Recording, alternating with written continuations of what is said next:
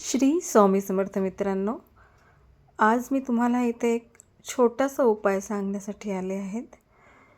या नवीन वर्षात आपण एक प्रण घेऊयात आणि त्या प्रणमध्ये आपण गोमाताची सेवा करूयात।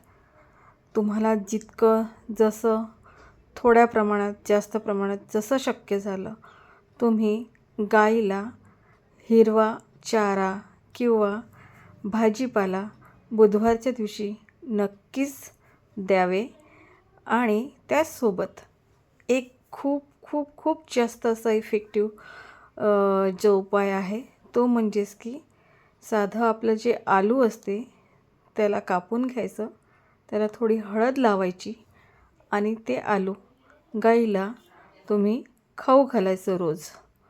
या प्रकारे जर तुम्ही गौसेवा केली तर तुमच्या जीवनात येणारी सगळी निगेटिव्हिटी निघून जाईल, पॉझिटिव्हिटी येणार। त्यानंतर पैशाची कमतरता तुम्हाला जाणवणार नाही।